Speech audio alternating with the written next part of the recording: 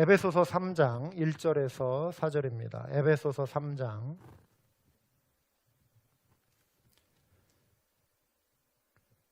1절에서 4절 우리 같이 한 목소리로 읽겠습니다. 이러므로 그리스도 예수의 일로 너희 이방인을 위하여 갇힌 자 된 나 바울이 말하거니와 너희를 위하여 내게 주신 하나님의 그 은혜의 경륜을 너희가 들었을 터이라. 곧 계시로 내게 비밀을 알게 하신 것은 내가 먼저 간단히 기록함과 같으니 그것을 읽으면 내가 그리스도의 비밀을 깨달은 것을 너희가 알 수 있으리라. 아멘.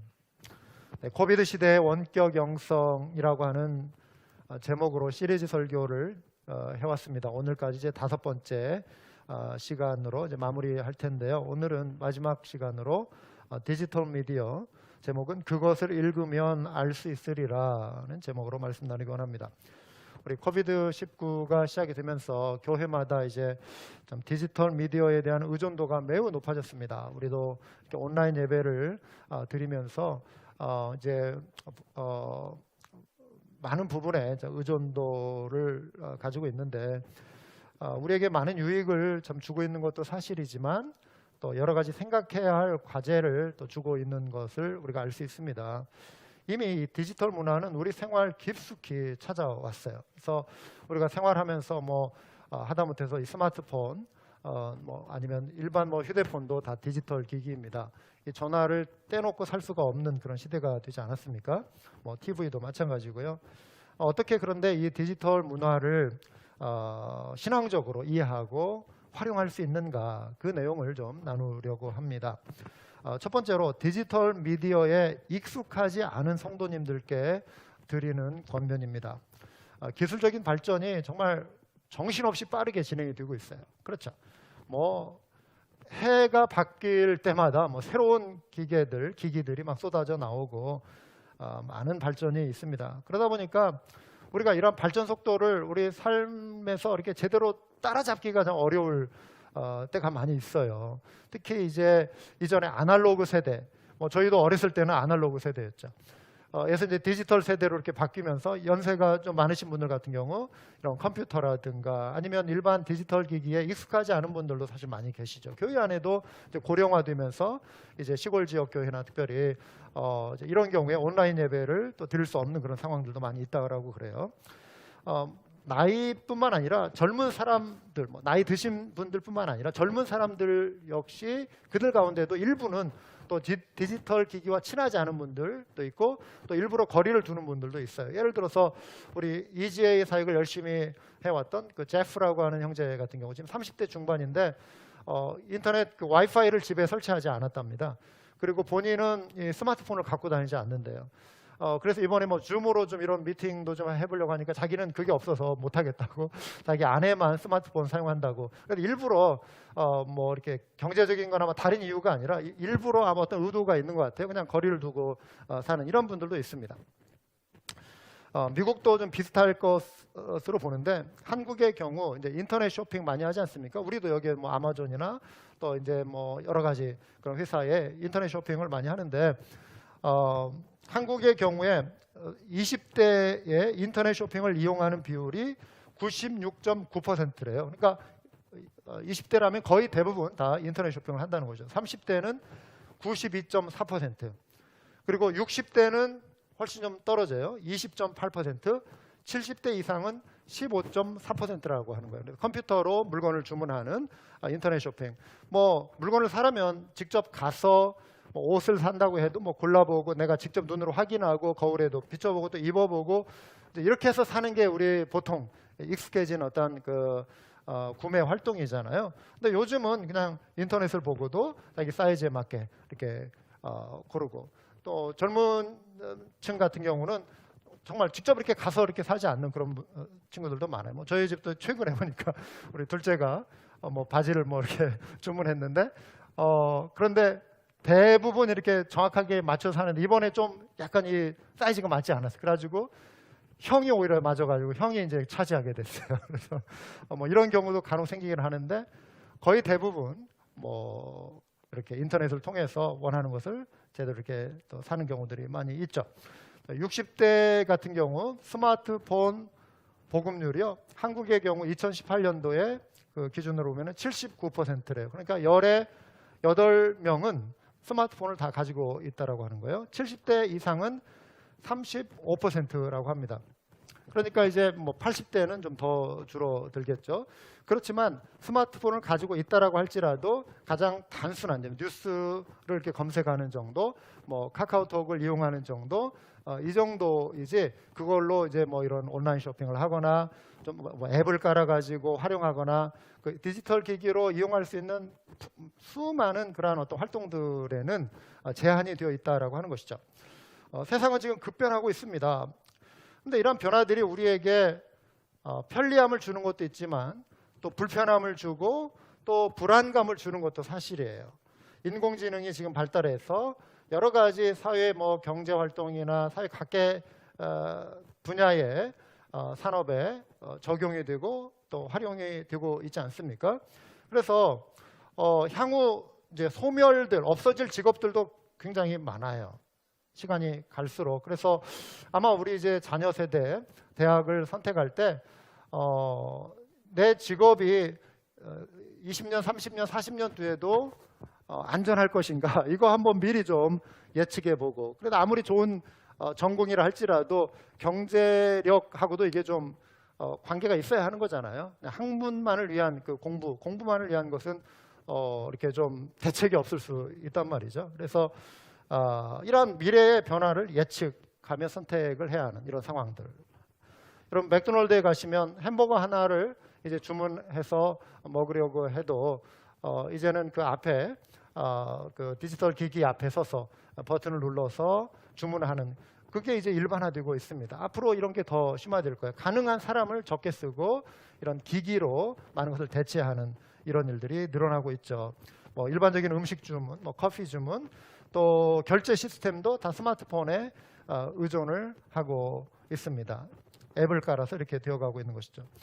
뭐 여담이긴 하지만 지금 우리 돈업 비즈니스를 하시는 우리 성도님들, 우리 한인들 같은 경우도 어쩌면 앞으로 이 판매 서비스에 있어서 디지털 시스템으로 판매 서비스를 이렇게 좀 바꾸는 것을 고려해야 할 그때가 올지도 몰라요. 왜냐하면 사람들이 요즘 아침에 이렇게 출근할 때 굉장히 바쁘게 막 서둘러서 이렇게 가잖아요. 그래서 딱 봐서 줄 서 있다. 그러면은 이렇게 막 힘들어. 미국 사람들도 이렇게 굉장히 막 서두르는 사람들 많잖아요. 그래서 이런 다른 뭐 이런 스타벅스나 이런 데 가보면 미리 출근할 때 딱 주문해 놓고 그 앞에 가서 이미 다 나와 있는, 이미 다 결제는 끝났고 딱 픽업만 해가지고 자기 이름 써 있는 거 확인해서, 근데 이런 시스템들이 막 이렇게 지금 이렇게 확대되고 있기 때문에 어쩌면 이런 부분조차 이제 고려해야 할 그런 때가 지금 오고 있지 않나 여담으로 이렇게 생각을 해봅니다. 나눠봅니다. 여러분 신앙생활도 이제는 미디어를 통해 많이 이루어집니다. 유튜브나 줌이나 그리고 이런 카톡이 없었으면 이 갑작스럽게 몰아닥친 이 코비드 환경 속에서 참 교회는 어떻게 되었을까 굉장히 많이 당황했을 거예요. 갑작스러운 상황 속에서. 그런데 이제 만약에 교회가 이렇게 예배만 가지고 말한다면 오늘 이렇게 이제 예배 자리에 직접 나와서 예배 드릴 수 있기 때문에 이 자리에 계신 분들 같은 경우는 예배만을 놓고 본다면 뭐 디지털 기기에 대해서 그렇게 신경 쓰지 않아도 내 신앙생활의 측면에서 볼 때는 어느 정도 이렇게 유지해 갈 수는 있을지 몰라요. 그런데 우리의 신앙생활이라고 하는 것이 예배에만 국한되어 있는 것이 아니지 않습니까? 주중에도 이제 우리가 당장 이런 성경 공부를 하거나 할 때 뭐 줌을 통해서 한다고 하면 최소한 그런 번거로움을 이제 우리가 좀 이기고 어떻게 줌에 접속하는지 디지털 미디어를 어떻게 활용하는지 익히는 거에 이제는 조금 관심을 두실 필요가 있다라고 하는 것입니다. 그래서 디지털 기기와 좀 이렇게 친하지 않은 분들 좀 관심을 가지실 필요가 있다라고 하는 것이죠. 요즘은 디지털 기술을 사용자가 편리할 수 있도록 이런 이걸 만드는 회사들도 사용자 중심으로 많이 이렇게 접근을 해옵니다. 처음에 우리가 뭐 컴퓨터 이런 게 막 부각이 될 때 저희도 뭐 컴퓨터 언어 이런 거 막 배우고 뭐 도스 이런 거 언어 배울 때부터 시작해가지고 마치 그때는 막 공포감도 왔어요. 이런 거 이 복잡한 거 다 우리가 일일이 익혀야 앞으로 이러한 시대를 살아갈 수 있는 거 아닌가 굉장히 좀 불안하기도 했는데 요즘 보세요. 뭐 이런 스마트폰 같은 거 우리 뭐 그냥 버튼 하나로 대충 이렇게 보면은 바로 익히기 쉬운 그러니까 사용자가 아주 활용하기 편리하도록 이렇게 접근해서 다가옵니다. 그래서 좀 이제 관심을 가지시면 우리가 이 비디오를 통해서 또 영적인 신앙생활의 영역을 확대할 수 있는 그런 좋은 장점들이 있다라고 하는 거 이 포인트를 말씀드리려고 합니다. 사진을 좀 몇 장 보여드릴 텐데요. 보여드리는 이 사진은 이 캄보디아 침례신학교의 그 학생들, 목사님들이에요. 목회자들인데 시골 지역에서 도시에서 프놈펜에서 멀리 떨어진 외곽지대에서 이렇게 목회를 하시다가 평상시에는 이제 여름이나 이런 때 겨울에 집중 수업을 하는 분들이에요. 이분들이. 그래서 일주일 단위로 모여가지고 몇 장 쭉 한번 넘겨주세요. 이제 과제물에서 이렇게 하는 건데 이 장면은 멈춰주시고 이게 뭐냐면은 지금 코비드가 딱 터지면서 이분들이 모일 수가 없게 된 거예요. 캄보디아 역시. 그래가지고 수업이 딱 중단이 됐어요. 이 신학교를 더 이상 이렇게 수업을 진행할 수 없는 상황 속에서 거기에 이제 사역하고 있는 그 고기영 선교사라고 하는 분하고 제가 지금 관계된 어느 단체하고 이렇게 좀 연결이 돼서 어떻게 이분들을 도울 수 있을 것인가. 그래서 저희가 이제 그런 아이디어를 좀 드리고 수업을 진행하는 방식들을 좀 소개했습니다. 그래서 지금 구글 클래스라고 하는 것을 통해서 넘겨주세요. 여기에 이제 화면에 조그마한 이제 화면에 하단에 이렇게 나오기도 하는 저기 조그만 화면 보이죠? 오른편 아래쪽에 이분이 그 교수님인데 캄보디아인입니다. 이분이 이제 녹화를 해가지고 여러 강사들이 있어요. 20분짜리의 수업을 녹화해가지고 이렇게 보내주는 거예요. 그러면은 그런데 이게 이제 캄보디아에서 가능한 이유가 여기도 농촌 시골 지역에서 이 디지털 기기하고 친한 분들이 아니에요. 그냥 평범한 그 일상 속에 그냥 모여서 수업하는 데 익숙했던 분들인데 이 지역은 특별히 일반 전화 선으로 연결된 유선으로 연결된 전화기 보급보다도 무선 전화기 보급이 훨씬 많다고 합니다. 산악지대 거리들도 멀고 하니까 아예 스마트폰 유선이 다가가기 전에 무선이 먼저 다가간 지역이에요. 그래서 세대가 확 뛰어 건너뛴 20, 30년이 확 그냥 건너뛴 그런 세대죠. 그래서 발전 속도가 그 단계별로 가지 않고 바로 가버렸어요. 그래서 웬만한 분들은 다 스마트폰을 다 가지고 있는 거예요. 그래서 거기에 이제 이 방송 이걸 녹화한 것을 보내주면 이분들이 이제 그 접속해서 구글로 들어가가지고 수업을 받는 이런 식으로 지금 시대가 이렇게 되어져 가고 있고 또 디지털 기기를 사용할 때 많은 어떤 누릴 수 있는 그런 영적인 유익들이 있다라고 하는 것입니다. 여러분 한국의 근대화 과정에 있어서 기독교가 이제 민중들에게 한글을 깨우치는데 아주 크게 기여를 했다라고 그래요. 기독교 신앙이 1800년대 말에 개신교 선교사님들 들어오시고 기독교가 한국에 소개될 당시에 그 당시만 해도 한글을 깨우친 분들이 많지 않았어요. 그런데 성경을 읽게 하기 위해서 교회에서 한글을 가르쳤다고 하는 거예요. 그리고 성경을 읽기 위해서 사람들이 한글을 또 열심히 공부했다는 거예요. 부녀자들 학교 다니지 못했어요. 한글 깨우칠 기회가 없었어요. 그냥 집에서 살림하는 거 배우다가 어느 정도가 나이가 되면 그냥 시집 가고 이런 게 대부분의 문화였는데 그 여자 선교사님들이나 이제 여성 그 성도들이 부녀자들 그 양반집 그런 교수 이런 데를 그 안에 들어가 가지고 한글을 가르치고 그러면서 여성들도 성경을 읽고 한글을 깨우치고 그래서 교회들이 앞장서서 이러한 일을 이루었다라고 하는 것입니다. 그러니까 하나님은 성경책이라고 하는 이 문자의 기록을 통해서 하나님의 뜻을 전달하셨지 않습니까? 구약에서도 모세에게 내가 말하는 걸 기록하라. 그리고 돌판에 새기라. 십계명도 그렇게 해서 나왔고 선지자들에게도 기록하라. 하나님의 말씀을 기록해서 후세에 전달하라. 지키게 하라. 이 문자라고 하는 것을 기록하는 것, 기록해서 소통하는 것, 이게 미디어거든요. 그때는 문자 미디어, 책이라고 하는 미디어가 있었어요. 근데 오늘날에는 시대가 발전해서 지금 디지털 시대가 디지털 미디어가 나온 것이죠. 그래서 디지털 미디어라 할지라도 이 시대에도 하나님의 뜻을 전달하는 도구로 얼마든지 풍성하게 사용될 수 있다라고 하는 것입니다. 그래서 변화되는 세상을 따라잡고 신앙의 유익을 경험하기 위해서 간단한 것이라도 여러분들이 디지털 미디어에 관심을 가져보실 수 있길 바랍니다. 두 번째로 디지털 미디어에 너무 익숙해진 성도님들께 드리는 권면이에요. 너무 익숙해진 성도님들. 뭐냐면 이제 코비드로 인해서 특별히 집에서 우리가 온라인 예배를 드리는 분들이 많이 계실 텐데 어떤 분들 가운데는 이 생활이 이제 그냥 익숙해지고 편안해진 분들이 혹시 계실지 몰라요. 계속 이렇게 가도 괜찮겠다라는 생각을 갖고 계신 분은 혹시 안 계신지 모르겠어요. 젊은 부부의 경우 예를 들어서 이전에 교회 한 번씩 오려면 애들 두셋 챙겨서 오려면은 얼마나 막 번거로워요. 아침에 애들 깨워서 밥 먹여서 막 씻겨서 머리 빗겨서 여자애들 같은 경우는 뭐 리본도 달고 뭐 옷도 입히고 뭐 옷도 지들이 막 입고 싶은 거 막 입으려고 하고 뭐 말도 잘 안 듣잖아요. 막 복잡해요. 막 전쟁처럼 막 해가지고 막 교회 와요. 이런 번거로움이 이제는 없는 거예요. 그냥 뭐 대충 애들 깨워서 뭐 예배 드리게 하고 뭐 이렇게 뭐 하나 이렇게 앞에 놓으면은 뭐 주일학교 예배 드릴 수 있고 뭐 유스 예배 드릴 수 있고 그러니까 어린 예배 드리고 번거로움이 사라지고 또 집에서 그냥 예배 중에 소파에 앉아 있다가 또 졸리면은 그대로 그냥 이렇게 잠이 들고 누워서 자도 누가 뭐라고 할 사람이 없어요. 그리고 방문만 열고 그래도 예배는 내가 거실에 와서 드려야지 하면서 방문만 열고 딱 거실에 앉아서 앉아 있는 1시간.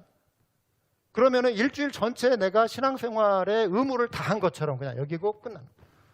주일날 오후 2시부터 한 뭐 3시 5분까지 드리는 이게 그냥 내 일주일의 신앙생활의 전부이고 그러면은 다 된 것처럼 굉장히 편하거든요. 교회에 오는 시간, 가는 시간, 뭐 이렇게 뭐 만나서 이렇게 또 시간 사용하는 거 이런 게 없이 그냥 딱 심플하게. 그러니까 이게 너무 편해지는 거예요. 요즘은 뭐 모여서 드리는 새벽 기도도 없고 뭐 수요 기도회도 없고 그러니까 은근히 우리 뭐 신학생들이나 아니면 사역자들이나 또 우리 성도님들 가운데도 육체적으로 굉장히 편해질 수 있어요. 여러분 희생도 없고 번거로움 이런 것도 없고 그리고 수고를 하지 않아도 그냥 이렇게 흘러가는 이런 생활들이 우리 속에 편안함을 계속 고집하고 편안함을 추구하고 싶은 유혹을 우리에게 줄 수 있다고 하는 것입니다. 그런데 여러분 우리의 마음은요 항상 그래 편안해지고 싶어하는 마음이 본능적으로 있어요. 누구나 번거로운 거 싫고 불편한 거 싫어요. 그런데 편안함을 추구하다 보면 그렇지 않습니까? 여러분 그런 거 못 느끼세요? 한도 끝도 없어요. 편안해지려 치면은 한도 끝도 없어요. 그러니까 몸이 편안한 신앙은 자칫 나태함으로 흘러갈 수 있다고 하는 것입니다. 뭔가 우리 속에 영적인 어떤 뜨거운 경험, 뭔가 정말 하나님을 만나는 그런 경험이 있으면은 뭔가 좀 불편함과 번거로움, 희생과 수고가 함께 따를 때 우리에게 주어지는 그런 은혜들이거든요. 그러니까 뭐 우리 뭐 막 기도원회도 가고 뭐 금식도 하고 막 산기도도 하고 뭔가 그런 막 열심히 썼을 때 하나님 부으시는 은혜도 굉장히 컸거든요. 그런데 그냥 편안하게 이렇게 갈 경우에 자칫 우리는 계속 편안해지고 싶어지고 이런 번거로움을 피하고 하는 중에 나태함이 생길 수 있다라고 하는 거예요. 그래서 우리가 기억해야 할 것은 온라인 예배는 코로나 사태로 인해서 지금 생긴 임시 상황이라고 하는 것입니다. 물론 앞으로 온라인을 통한 사역 해보니까 좋은 점, 장점들, 효과적인 거 이거는 우리가 어느 정도 이후에도 이제 가지고 갈 것 같아요. 그렇지만 이 상태는 지금 가정에서 예배 드리시는 분들도 그 마음일 거예요. 빨리 좀 코비드가 끝나서 한 걸음 달려가서 함께 예배 드리는 그것을 사모하고 계실 거예요. 그런데 혹시라도 이게 너무 편하다 그냥 이대로 가도 되겠다 이 마음은 임시적인 지금 이 임시적인 상황 속에서 이 마음이 계속 이렇게 흘러가서는 안 된다. 이거를 제가 지금 말씀드리는 것입니다. 디지털 문화가 가져다주는 편리함도 있지만 이게 자칫 어떤 개인주의적인 영성으로도 흘러가기가 쉬워요. 혼자 TV 보고 혼자 유튜브 통해서 뭐 방송 설교 듣고 혼자 찬양 들을 때 물론 성령 충만함을 하나님의 임재를 경험할 수도 있을 거예요. 그렇지만 그 충만함이나 그때 느끼는 하나님의 임재 자체가 그것만 가지고 내가 영적으로 성숙하다 이렇게 말할 수 없습니다. 여러분 내가 어떤 하나님의 임재를 느꼈다 가정에서 예배 드릴 때 그게 나의 신앙의 성숙함에 이르렀다 이거 아니에요. 우리가 오해하면 안 됩니다. 여러분 성경은 우리에게 성경이 가르치는 건 뭐냐면은 공동체 신앙이에요. 성경이 우리에게 강조하는 신앙의 핵심은 영적 성숙의 통로는 공동체적인 배경 속에서 이루어지는 것입니다. 그래서 성경에 늘 강조하는 것이 서로 돌아보라. 서로 사랑하라, 서로 용납하라, 서로 짐을 나눠지라, 서로 용서하라, 서로 참아주라. 서로의 관계 속에서 우리의 신앙의 인격이 성장하는 거예요.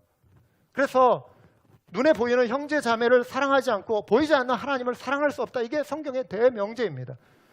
근데 형제 자매와 부딪히는 거 싫고 부딪히지 않고 나 홀로 혼자 있을 때는 성령 충만하고 마음에 부딪힘이 없고 은혜가 충만한데, 누구를 만나면 마음이 불편해지기 시작하고 누구를 대하기 시작하면 막 힘들어지고, 그러면 내 마음의 영적인 성숙감이 이루어지지 않은 거거든요. 그건. 그러니까 혼자 있을 때 나의 모습을 가지고 내 신앙의 성숙을 판단할 수 없다라고 하는 것입니다. 성경적인 신앙은 공동체적인 신앙이에요. 공동체적인 신앙. 자칫 우리가 실수하기 쉬운 게, 내가 교회다, 그냥 나 혼자 신앙생활해도 다 되고 내가 교회다, 내가 정하는 대로 그냥 방식대로 내가 신앙생활을 할 수 있고, 뭐 이렇게 개인적으로 이렇게 있다 보니까 교회의 소속감이 이렇게 좀 약해질 수가 있겠다는 생각이 들어요. 뭐 계속 이렇게 뭐 몇 개월째 안 모이다 보면은 내가 지금 어디에 속했는지 그 개념이 없는 거예요. 나는 그리스도인이고 그냥 내가 교회. 그러니까 헌금 생활도 이렇게 약해지고, 뭐 교회 공동체에 내가 함께 교회의 회원으로서의 어떤 의무, 책임감 이런 것 자체가 약해져 버립니다. 그럼 개념 자체가 점점 사라져가는. 이거는 내 신앙이 성숙하고 뭐 판단력이 좋아서가 아니라 내 신앙의 이 공동체적인 성경적인 신앙의 그 기준이 흐려져 가고 있다라고 하는 기준, 그것을 의미하는 것입니다. 여전히 우리는 디지털 세대임에도 불구하고 아날로그적인 친밀함이 필요해요. 그래서 서로의 관계 속에서 말씀과 삶을 나누고 순종하면서 신앙의 진정한 어떤 성숙함을 경험할 수 있다라고 하는 것입니다. 바울은 먼 거리에 있는 성도들에게 편지를 보내면서 교제했지만 늘 그의 마음속에는 할 수만 있으면 성도들과 직접 대면해서 하나님의 말씀을 나누는 걸 사모했어요. 그 대표적인 예가 로마서에 소개되고 있잖아요. 어떻게 하든지 이제 하나님의 뜻 안에서 너희에게로 나아갈 좋은 길 얻기를 구하노라. 내가 너희 보기를 간절히 원하는 것은 어떤 신령한 은사를 너희에게 나누어 주어 너희를 견고하게 하려 함이니, 이는 곧 내가 너희 가운데서 너희와 나의 믿음으로 말미암아 피차 안위함을 얻으려 함이라. 내가 너희 보기를 간절히 원한다. 바울은 지금 어쩔 수 없는 상황에서 감옥에 갇혀서 때로 이렇게 편지를 쓰기도 하고 멀리 떨어진 거리에서 있어서 편지를 쓰면서 이렇게 교제를 하려고 했지만 그의 마음은 늘 성도를 대면해서 보고 싶은 마음이었다. 여러분, 무엇보다도 기독교 신앙은 비대면이 아닌 대면하는 신앙입니다. 그래서 고린도전서에서 보면은 우리가 지금은 거울로 보는 것 같이 희미하나 그때는 얼굴과 얼굴을 대하여 볼 것이요, 지금은 내가 부분적으로 아나 그때에는 주께서 나를 아신 것 같이 내가 온전히 알리라. 주님을 만날 때 지금 우리가 알고 있는 계시도 하나님에 대해서 온전한 것을 우리가 알기는 어렵고, 그러나 우리의 신앙생활, 믿음 생활하는데 충분한 말씀은 이미 성경을 통해 주셨습니다. 그러나 성경 자체가 하나님에 관한 모든 것을 100% 담고 있는 것은 아닙니다. 우리가 알지 못한 신비한 하나님의 영적 세계, 성경에 다 담아내지 못하는 것들은 있어요. 그리고 우리가 성경 안에 기록되어 있는 것조차 우리가 이해하지 못하는 것들도 있어요. 그런데 얼굴과 얼굴을 대면하여 볼 때에 부분적이고 희미했던 것들을 온전히 이해할 때가 온다라고 하는 것입니다. 주님을 만날 때. 그런데 여기에서 대면하여 얼굴과 얼굴을 본다라고 하는 거예요. 우리의 신앙은 이 땅에서도 연습하는 거예요. 성도가 서로 대면하여 보고, 지금은 임시적인 어쩔 수 없는 상황 속에서 이렇게 떨어질 수밖에 없지만 우리의 신앙은 공동체적 신앙을 사모하며 이 모습을 향해 가야 한다라고 하는 것입니다. 세 번째로, 디지털 미디어를 영적 성장의 도구로 활용하기 원하는 성도님들께 드리는 권면입니다. 여러분, 만약에 이 시대에 사도 바울이 활동을 했다면 사도 바울은 인터넷을 사용했을까요? 안 했을까요? 사도 바울은 이메일을 사용했을까요? 카톡을 썼을까요? 쓰지 않았을까요?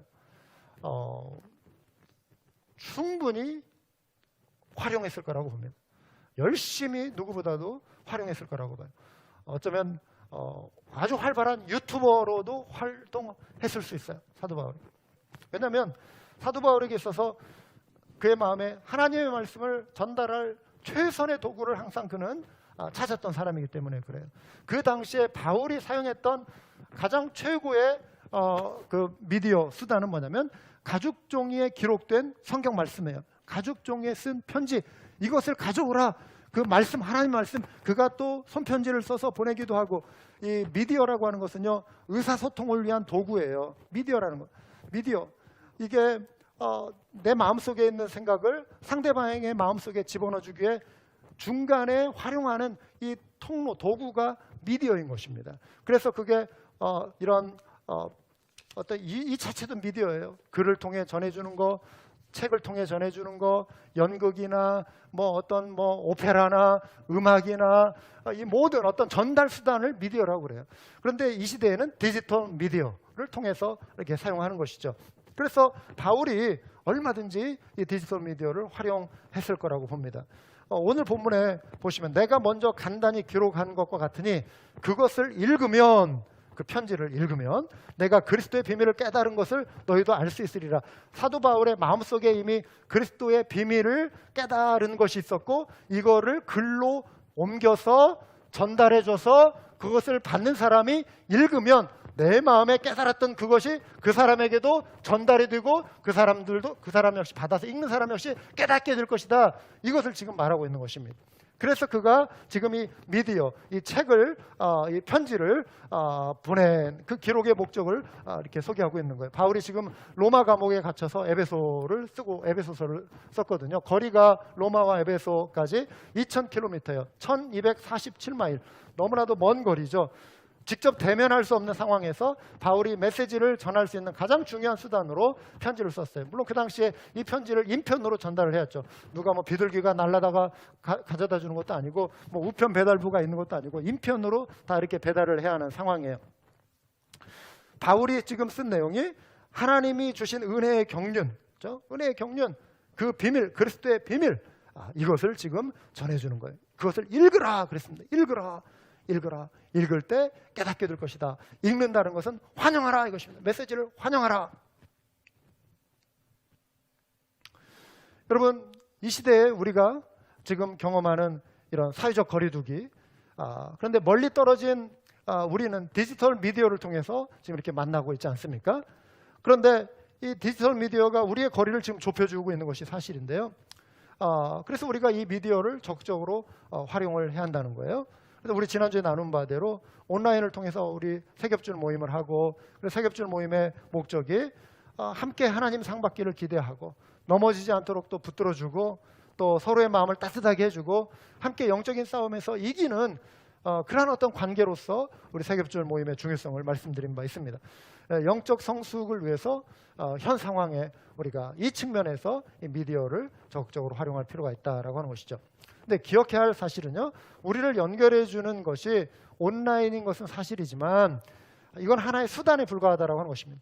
우리가 떨어져 있어도 우리를 진정으로 연결해 주는 끈은 이런 미디어는 하나의 수단이고, 우리를 진정 형제 자매로 연결시켜 주는 것은 무엇이냐면 바로 예수 그리스도이십니다. 예수 그리스도.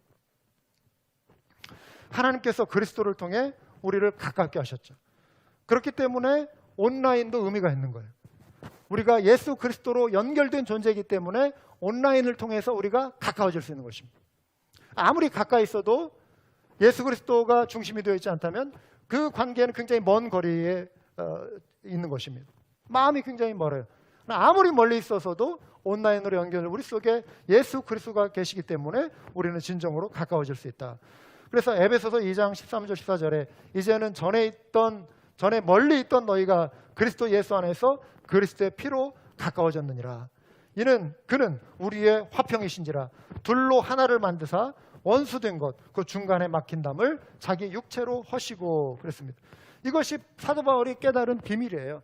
그리스도가 우리 삶의 중심이 되시고 그 그리스도의 구원의 은총을 내가 깨달았고 그 구원의 비밀을 이제 너희가 읽고 너희가 깨닫게 될 것이다. 나와 너희가 함께 연결되어 있는 것은 바로 예수 그리스도의 생명으로 말미암아 우리가 연결되어 있는 것이다. 우리가 멀리 떨어져 있지만 우리가 하나 된 존재이고 이제는 더 이상 하나님의 원수가 아닌 하나님의 자녀로 거듭난 존재가 되었다. 따라서 함께 지어져가는 교회로 우리가 세워져 가야 한다.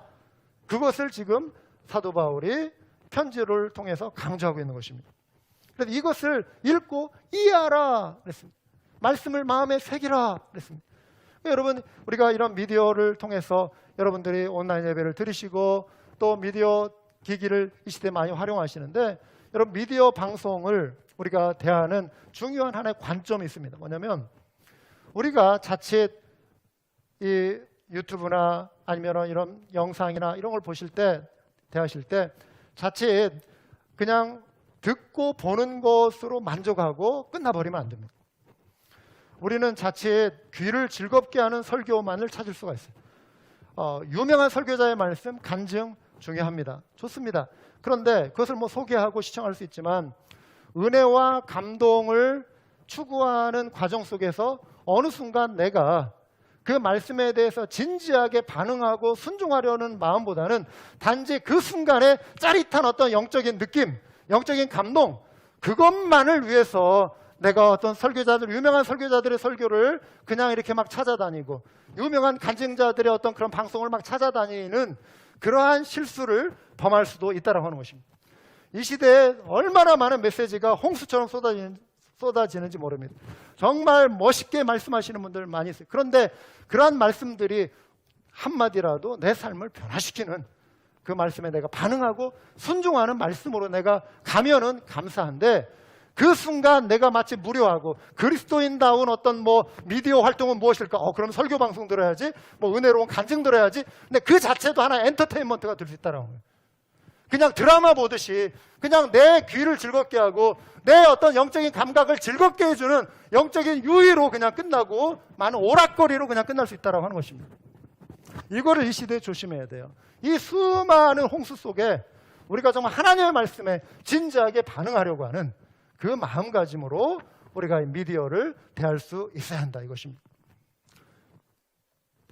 여러분, 우리가 어떤 좋은 것을 들을 때 이렇게 하면 되겠구나. 저도 뭐 대학 시절에 뭐 행정고시에 잠깐 관심이 있어서 준비해봤어요. 100편의 뭐 이런 뭐 그 수기 막 읽어보니까 이렇게 하면 될 것 같아. 이렇게 해야지. 그런데 지나고 나서 실천하지 않는 것들은 다 잊어버리는, 별 의미가 없어요. 깨달은 것 그 자체가 나를 변화시켜주지 못하더라고요. 뭘 안다는 것 자체가 변화시켜주지 못하더라고요.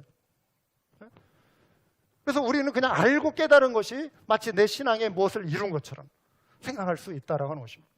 그래서 지난주에 말씀드린 것처럼 단순한 순종. 그래서 이런 말이 있어요. Don't learn a language, but live a language. 언어를 배우려고 하지 말고, 우리 언어 공부 관심 많으시면 언어를 배우려고 하지 마라. 언어를 그냥 살아가라. 그러니까 우리가 뭔가를 배우는 것에 관심은 많은데, 그것을 실제로 살아가는 것에 대해서는 우리가 무관심할 수 있다. 살아갈 때 그것이 내 것이 된다.